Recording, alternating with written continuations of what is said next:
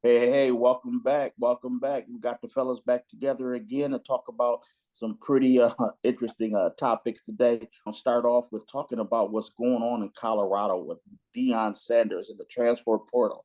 I mean, it is amazing what's going on out there in Colorado where Deion has gotten rid of, was it 71 players that was on the team last year will no longer be on the team this year. I got Don Jones, the great Don Jones. I got the great Charles Minsky, and I got the great Greg Lewis on here to talk about that today, fellas. Man, that transfer portal is huge. Do you think Deion's going to be able to be successful with the way he's doing things right now? Don, what you think? Well, I think like I said, I'm a Deion fan, but I think eventually he will have success. But I think it's going to be really, really difficult to get off to a good start next year. Because Deion said he's going to start winning right away. But I don't see how you could win right away when you got that many new players. I mean, as of right now, the team that were most of the team that participated during spring ball is gone. So how you gonna create any continuity with your team? How is the offensive lineman gonna be able to come together? How the receivers and the quarterbacks and all of them going to come together? I mean, it takes time for a team to gel. And now he's gonna have what two just a few weeks before the season when fall camp starts.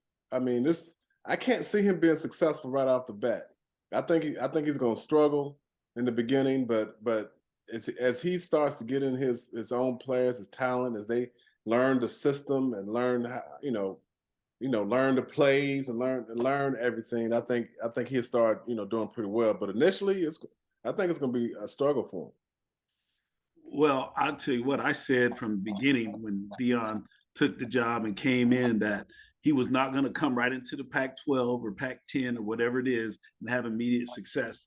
I kind of got, challenged by this group here, but I think now you guys are starting to understand some of the reasons why I said that. It takes continuity. It takes building a team. It takes, having not just good players, but it also takes, guys coming together. And I think you guys remember when we were all first at the University of Washington, our early years, we didn't have a lot of success because we didn't have guys committed, bought in, working hard in the off season, giving it, staying around town and, buying into something that was bigger and greater than us. And, those are all parts of football. You can't it's not like basketball where you can bring in a couple superstars every other year or every year and then still can be competitive and win. So I think this thing is going to take longer to build than he probably realizes himself. Deion, I know he's the guy with ultimate confidence, and he's done a lot of great things in his career that lend to why he has that confidence. And I get it. You got to have that. But I do believe that as someone who's played football at every level, this is the one sport where it just doesn't happen overnight. It doesn't come in right away. And let's face it, those 71 players who left, 55 of them probably wasn't no good anyway. So it's not a big loss there necessarily. I don't think they would have had a lot of great success with them.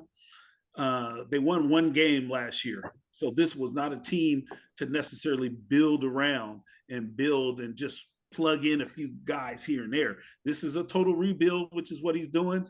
But it's going to take some time. So the chancellor and athletic director and the Colorado fans are going to have some patience because it's going to be about 3 years. Though. Deion said he's going to now. He said we coming. But he's wrong. I'm just telling you, he's wrong. He can say whatever he wants. It's going to be at least 3 years before he's competing for any type of conference championship if the Pac-12/10 is even around in 3 years. So good luck to him. But I think the writing is on the wall. Colorado's going to be another easy win next year. I don't know. I think if anybody could do it, the staff may be able to do it. I think the only thing concern I had is they didn't look that great on defense.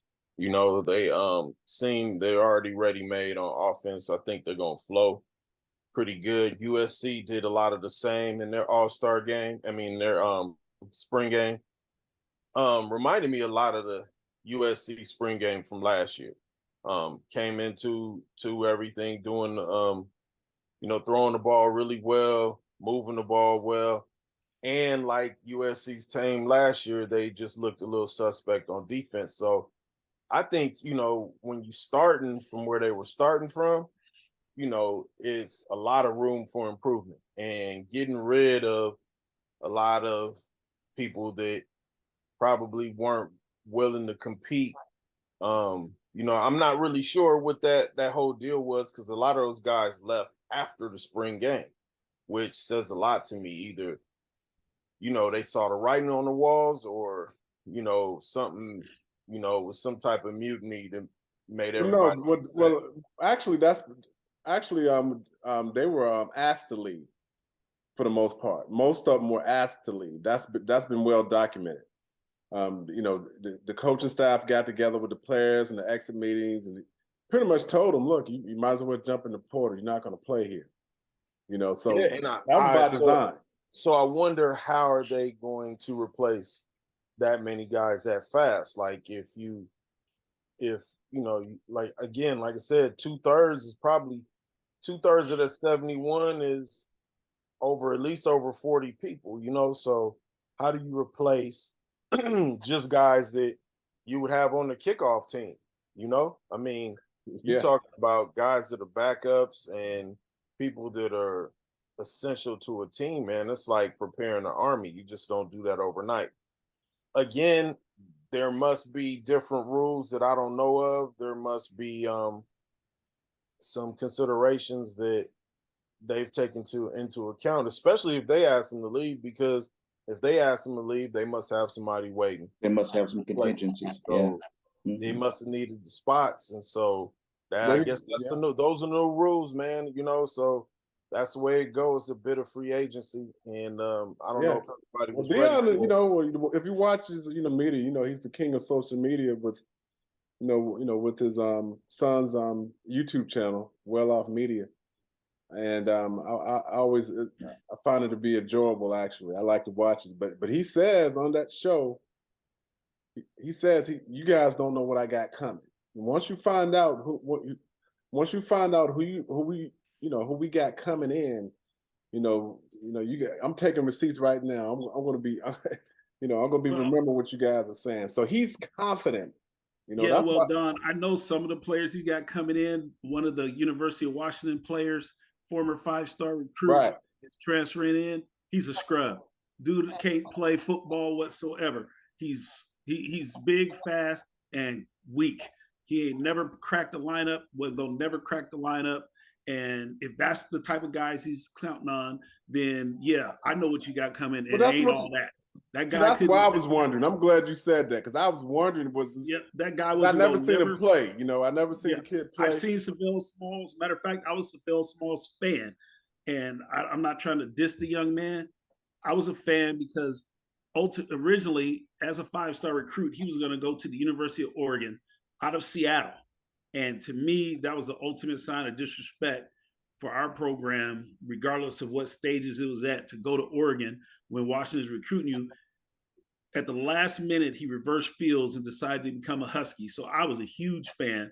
I met one of his relatives one day just by accident, and I was, really, really hopeful that he would come to the University of Washington. Unfortunately, he's just big and strong, but he's not a football player. And sometimes, it looks like, Tarzan plays like Jane. And, in this case, I think Deion's trying to rescue somebody who had big name, big stars, stats attached to him, but the kid's just not a football player. He doesn't move like a football player. He doesn't turn like a football player. He's just big and fast. And so, what position do you play? He's an outside linebacker. He's a Don Jones. Some of it some of it may be development too, man. Like, Yeah, maybe we I'm coach just up. saying Yeah, right but- now, let me explain this to you though. We have three of the leading pass rushers in the entire Pac-10 were Washington Huskies. So these guys developed that particular position. Extreme guys who didn't even play that position in high school came in here and are leaving and going into higher rounds of the draft because they did well. We had Jeremiah Martin who left Texas A&M, hadn't played well there, came here, and last year was second in the Pac-12 in sacks. We had Zion Tuapolo Fatui, ZTF as they call him, before he tore his hamstring, had 7 sacks in a 3-game season. These guys have developed that position well, and they just brought in a guy who played quarterback in high school, who was at a D3 school, playing outside linebacker. They brought him in this spring. This guy might be starting now as our rush in. And in the spring game, he was all over the quarterbacks. So I don't think it's a development thing either. I think this kid just doesn't have it. And having said all that, with this Deion thing, the only thing that I'm really sad about and upset is that the way the Pac-12 schedules, we don't get Colorado this year, so we don't get an easy win. That's cold. But you said okay, I'm just keeping it real. That's the only thing I'm sad about. Deion, your team is an easy mark this year, and I wish we had you on the schedule. But you brought up a great point, Greg. I mean, Deion is going to trying to build his team off the transfer portal. Now, my son is currently getting recruited, and so I had the opportunity. So I have the opportunity to talk to these college coaches. We go out and visit. Talk to these programs. We talk. One question I asked, what about the transfer portal? And at least 2 or 3 coaches have told me that most of the kids that are in the transfer portal are garbage. That's what they're saying. That's been consistent. Mm-hmm. People think, you can go off and get all these guys off the transfer portal, but there's a reason why they're in the transfer portal. And they keep saying 5-star players, gets a transfer like the kid from Washington. These kids are, there's a reason why they're in the transfer portal. They weren't successful where they were at. And that's what that's the biggest fear I have for Deion. The kids that he's getting or the kids he got coming in, may not be much better than what he has. That's why it's a dangerous thing to try to build to that extreme. I can see you're gonna find 1 or 2 players that are really good from the transfer portal that wants, that may want to come for certain, leaving for certain reasons. But for the most part, you're not going to there's not enough talent in that transfer pool to be able to make a huge difference in your talent personnel, so to speak. Yeah. I don't know, man. I think I'm saying we're saying, hey, the kids in the transfer portal are garbage. Well, I guess that's the whole point. The garbage that at this point, man, the dudes that you have can't play. It's only, you're only thinking that you're going to improve in some matter of fashion. And to have, even if you are sacrificing a year to say, hey, I'm going to get the kids that I want in here, the kids I recruited, kids I believe in, that believe in me, then I think it's worth it. I feel like it may be a bold move. You may disappoint a little bit, but I think people will understand it. You can't make bricks without straw. I think people understand, but we're talking 71 players out of 85. That's extreme to me. I think they probably don't need 71 done because they probably over recruited, brought in more. They may have 95, say, scholarship players right now. They just have to be down to that 85 by the time spring rolls around. So it might be 50 players, but your point is still well taken, regardless of how many it is. If it's 50, if it's 45, that's just too many to build continuity for a football program. Again, there's only one clear winner of the transfer portal this offseason in college sports, and that's the basketball coach for the women's program at LSU, because she done brought in 2 ballers. She's winning the transfer portal game, but in basketball, you can do that. And that brings me to a different point.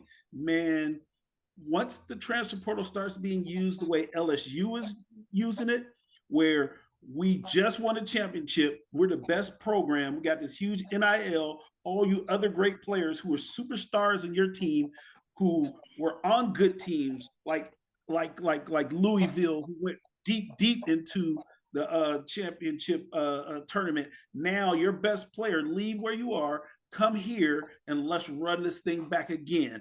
That's where I think the transfer portal, although it might be helpful in some ways for kids, it's really going to change the dynamic of college sports, because LSU, for all intents and purposes, should be able to run this back without much competition. Last year, they brought in the nation's fourth leading scorer, and they also brought in a kid from the state of Washington that was at Louisville that turned down Gino Auriemma in a fashion that Gino's not used to getting turned down when he was recruiting her, named Haley Van Lith, who's a baller. And now you team them with the players that were already at LSU. And basketball, you only need one star. Now they got 5 more. This can turn into a real way to just reload for the best teams, especially in basketball. Well, I mean, we're gonna see with the advent of that. I think for women's basketball is this whole all the controversy that they had with the transfers and the disrespect and the announcers going off on the girls. I think it was all good because didn't nobody really care before that, and wasn't nobody paying attention. So I feel like some of those girls were playing in anonymity, like nobody knew what was going on, and they were doing really well. But now I think that, just quite honest, man, they brought a feminine side to the game that people are paying attention to, and that, say what you like, it is what it is. And I feel like that's going to benefit that sport, especially when you add the transfer and the NIL. As a matter of fact, they asked 2 of those girls on Louisiana's team about the WNBA draft, and they said, for what? They're making more money where they are right now than they would in the WNBA. And that's Reese for sure is. Yeah.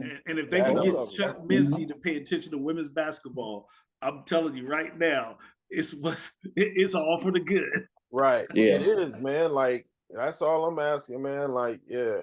I won't go any further than that. We could go there if y'all want to. If you really want to know what I'm thinking. But y'all really we got sidetracked here, fellas, a little bit. It's a family show, Chuck. It's a family show. And we got sidetracked. Don, why don't you tighten this last comments up about Deion and the transfer portal, and we'll get moved on. Well, hold on. Before he tighten it up, let me just say, USC had, I guess they said between them and Texas A&M, they had like 50-something guys go. So USC at least had 25. I think the most yesterday. Any other team is. I saw a list. The most of any other team that had guys leave for the transfer portal. It was. I think the next school in line had like 25 kids leaving. As opposed to 71 players from Colorado. I mean, that's how extreme it is. The 71 players, that's how extreme it is. Yeah, but see, that was the first kind of year of, at people really being able to put into I'm talking about this year. Well, I mean, no, but I know it said between USC and Texas A&M, they had a combined 54. So somebody had to have more than 25 at last year. So if that is, if they just had that many and he's taking advantage of the situation now, I know that's a big gap in between, but I still feel like, man, he's just putting it to better use. And they wouldn't ask those kids to leave if they didn't have good replacements. That's what I'm thinking right now. So, hey, I'm gonna stay on the bandwagon, man. I'm gonna stay on this bandwagon. Charles Mincy just now found out last year from his parents it wasn't no tooth fairy. Keep on believing, Chuck. Hey, that's all right. That was steady income.